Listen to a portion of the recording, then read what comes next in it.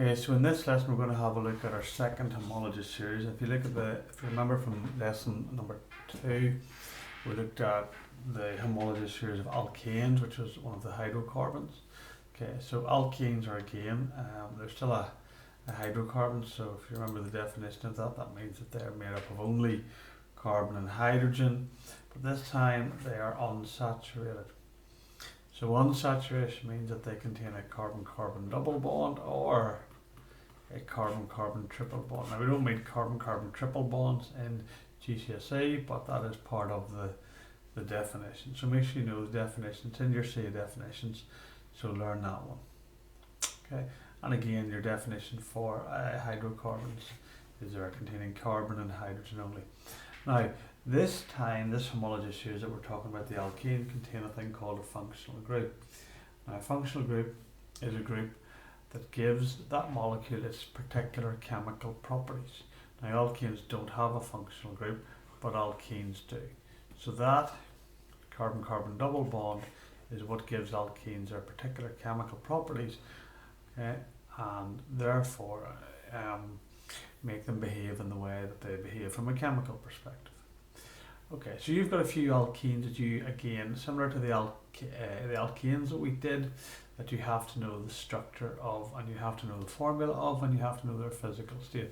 Now they're all gases at room temperature, so that's quite easy. Okay, so all of them, you'll see here, all of them have one double bond per molecule, and that means because they're alkenes and they have double bonds, just like when we were naming our alkanes, the ending told us what homologous series it belonged to. So here, this is given the ending ENE to tell us that it's an alkene. Remember the other part of the code when we dealt with alkanes was that it told us how many carbons were in it, and the code for 2 carbons in this one here, 2 carbons is eth. So we put those two pieces of information together and we get ethene. Okay, so very simple. Okay, if we said to draw propene, same thing, we've got 3 carbons for prop and we have a double bond. The common mistake when people are asked to draw propene is they do put the double bond in and then they draw their hydrogens in. So if we imagine hydrogens, because they're so used to drawing alkanes, they end up drawing too many hydrogens, something like this perhaps. And if you look at the carbon here and the carbon here, we've got 2 carbons there with 5 bonds on them, so that's not allowed. We have too many hydrogens there. We need to get rid of 1 there and 1 there. So just be careful. Count the number of bonds on your carbons when you're drawing your alkenes, when you're drawing all organic molecules actually. Okay, make sure you've only got, so the double bond of course counts as 2, so make sure you've only got 4 bonds in total where the double bond is 2. So maybe you could draw from that then butane. Pause the video and draw butane and draw pentane. So those are the next 2 along. Pause the video, have a go at those.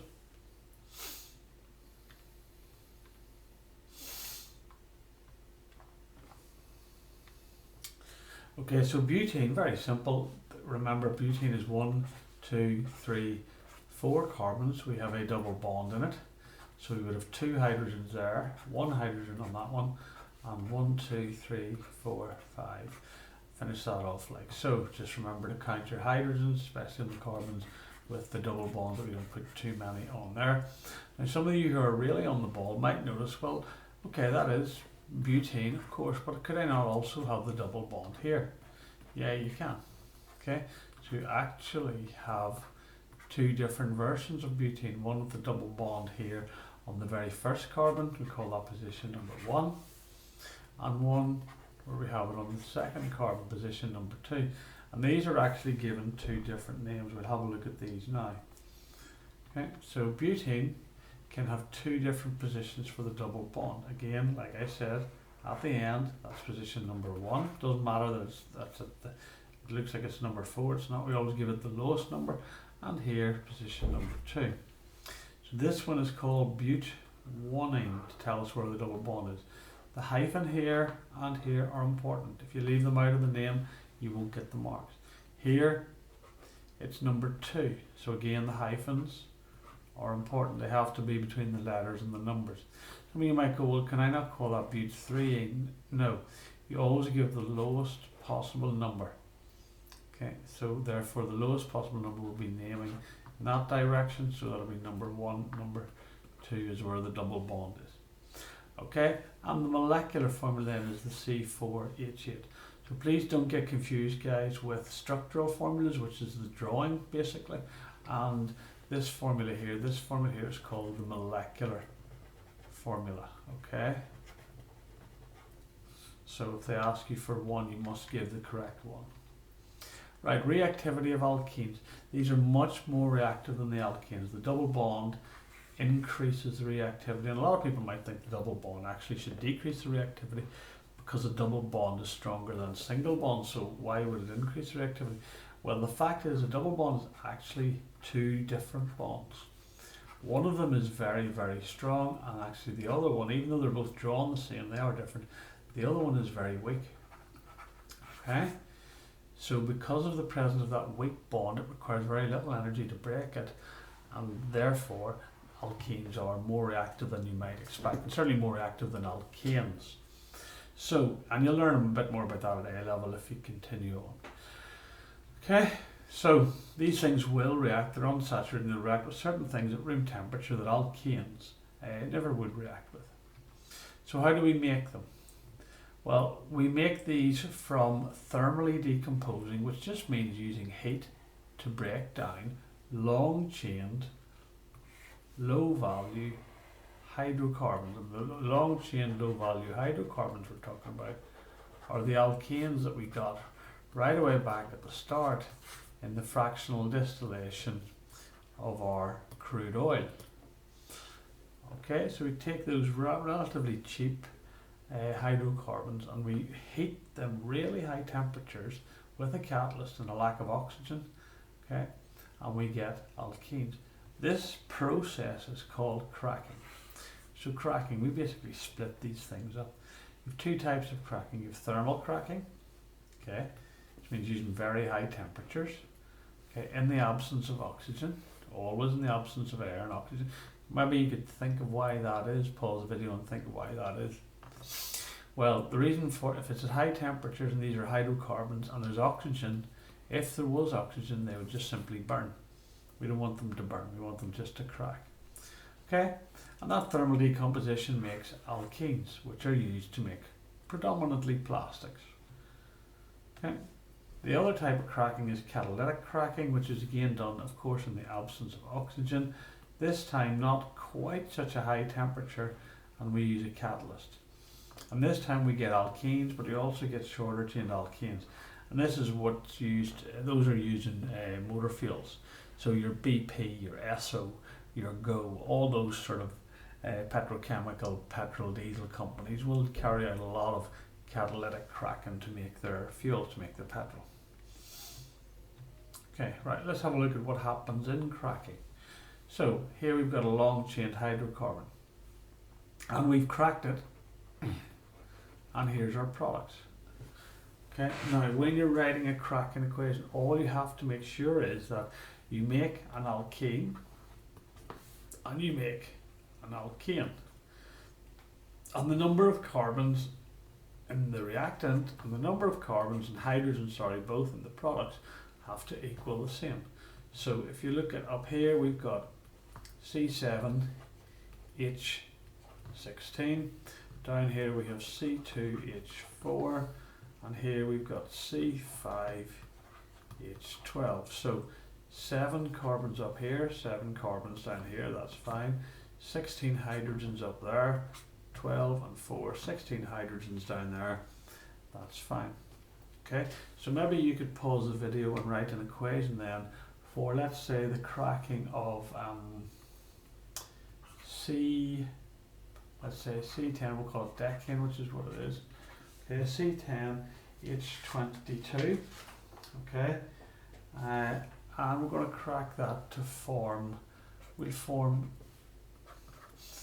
propene and an alkene. So maybe pause the video now and work out what your balanced equation is. So pause the video now.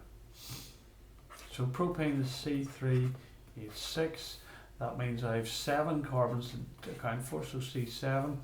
I've used 6 of my hydrogens, so that means I've got H16. Let's check that this is propene, I know that. Is this an alkene? Does it fit? CnH2n plus 2. Well, 7 times 2 is 14, plus the 2 is 16. Yes, it does. So there you go, that's the correct answer, and you get full marks for that in an exam. If you look at top of page 13 now, guys, in your notes, you'll see a couple of cracking questions there at the top of page 13, which you could have a go at for a little bit of extra practice. Okay. Okay. So sorry, I should have asked you to do that one there. I did that one already. So, okay. You could do that one. Pause the video and have a go at that one.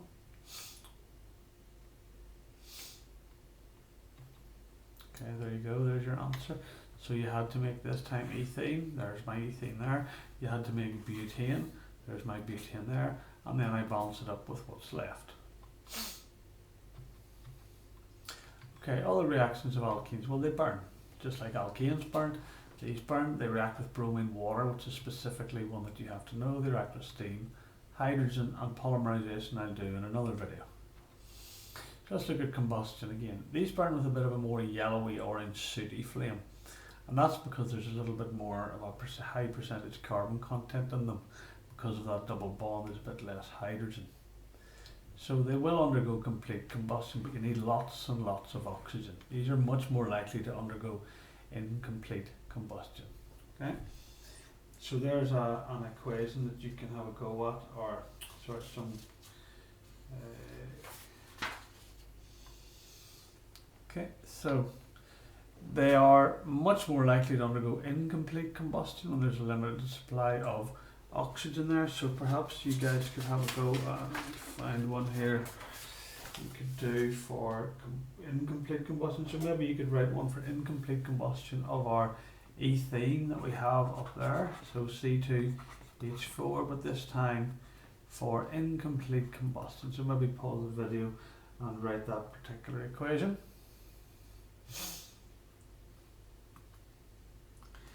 Okay, so you should have had your carbon monoxide. Remember, incomplete combustion gives me carbon monoxide and of course water, and we balance it out. Okay, we would need 2 oxygens this time, and you'll see for the same molecule being combusted, ethane in both cases, here we needed more oxygen than here. So incomplete combustion, just showing that there's less oxygen available.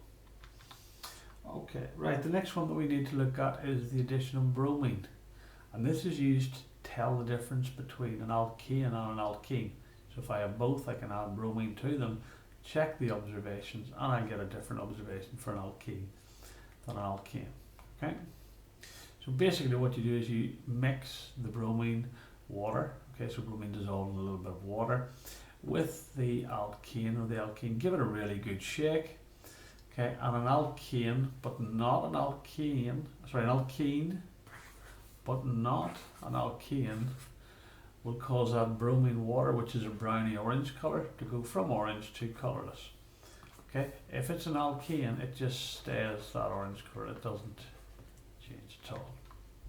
Okay, and that's the equation. So if you look at what happens here, the double bond breaks here, and bromine goes there, and another bromine goes there, and this product that we get here on the right hand side, okay, is that colourless liquid that we use as our observation. Our bromine here to begin with, that's our orange colour, and it turns colourless, so that's why we get our observation.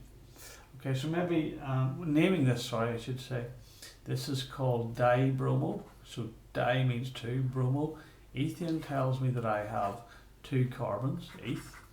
Ene tells me I've now only got single bonds, and the 1 and the 2 here tell me that I have a bromine on the first carbon and a bromine on the second carbon. So maybe you could do the same, pause the video and do the same then for the reaction of, let's say, propane. So one that we looked at earlier, propane with bromine. Write the balance equation, draw the structure, and name the product. Okay, so if we have a look at that, propane is as so. Our bromine, same as above, and then remember our double bond breaks to become a single bond, and one bromine goes onto one of the carbons in the double bond and the other bromine goes onto the other one. Okay, don't put a bromine on this one and another bromine on that one. That doesn't happen. Remember, it all happens around the functional group, around the double bond.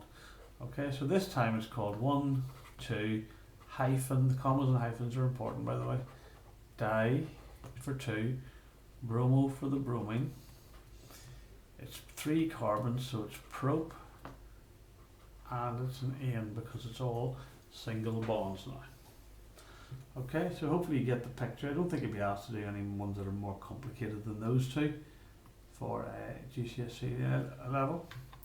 So that's your equation, and that's what happens. Okay, you add your bromine, your alkane stays orange, and your alkene turns that bromine from orange to colourless. And that's your test. You can tell if you have an alkene or an alkene in your test tube by adding a few drops of the bromine water. Okay. Propane, that's exactly the same, and that's the one that I just did on the previous slide, so I'll not dwell on that. Okay. Ethene with steam then, alright, in the presence this time of phosphoric acid as our catalyst. This time we get ethanol, so we get a whole new homologous series or functional group. Ethanol is the alcohol that you get in alcoholic drinks, by the way. It belongs to a homologous series called the alcohols. We generally in society call it alcohol, but it is an alcohol, but alcohol is a huge family of organic compounds. Okay, so this is also known as hydration, and you can see possibly why it's known as hydration, because we're adding water to my compound. Okay, so wherever the double bond was, okay, I add my water, if you think of it, is HOH, and it breaks, so one hydrogen goes to one carbon on the double bond, and the remaining of the water, which is the OH, goes to the other carbon in the double bond, and I get, in this case, ethanol. We'll meet ethanol a little bit more as we go through this topic. Hydrogen then, okay, when you add hydrogen to a double bond, it's done at about 150 degrees Celsius with a nickel catalyst. You would need to know roughly, you don't have to know exactly 150 degrees Celsius, but certainly in and around that temperature. And a nickel catalyst you would need to know. And this is called hydrogenation. So not hydration, don't confuse it with hydration where we were adding water in the last one. This is hydrogenation, you're adding hydrogen in this instance. Okay, it's used to make, not so much nowadays, but it used to turn oils into margarine in industry. So very simple, again, remember, like the water, but only it's H and H this time. So we look and find where our double bond is, and we put one on each of the carbons where the double bond was.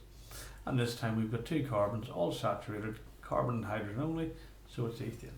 So maybe you could write an equation for, let's do for the last 2 questions that we did, let's do propane plus water, and let's do but-1-ene plus the hydrogen, so okay. So maybe you could pause the video there now and have a go at drawing the structures.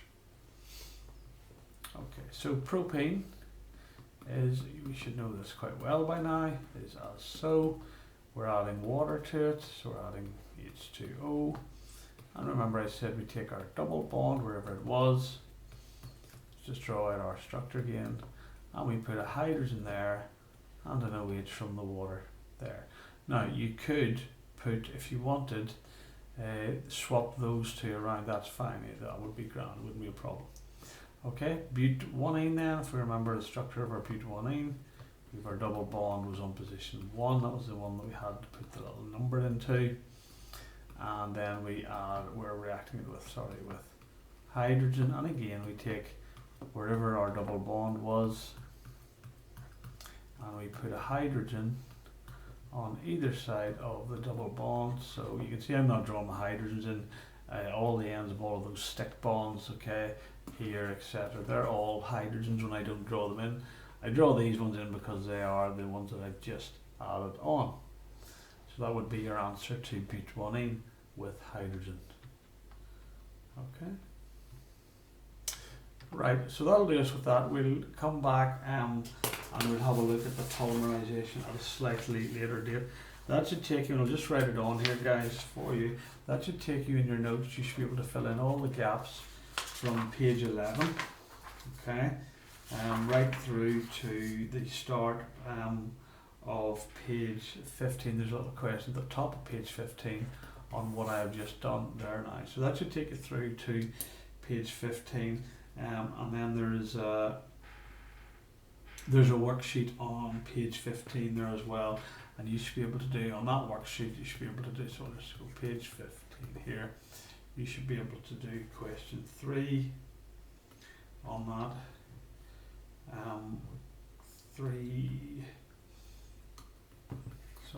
3A, 3B, part I and II.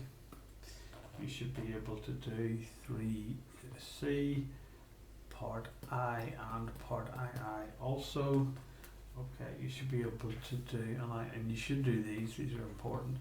Question 4A and also 4B. You should be able to do 5A, okay, and 5B, and you should also be able to do question 6, although you sort of covered it earlier, to be honest with you. Okay, so if you get all of that done, guys, that will get you up to speed as to where we are with our alkenes and our organic chemistry.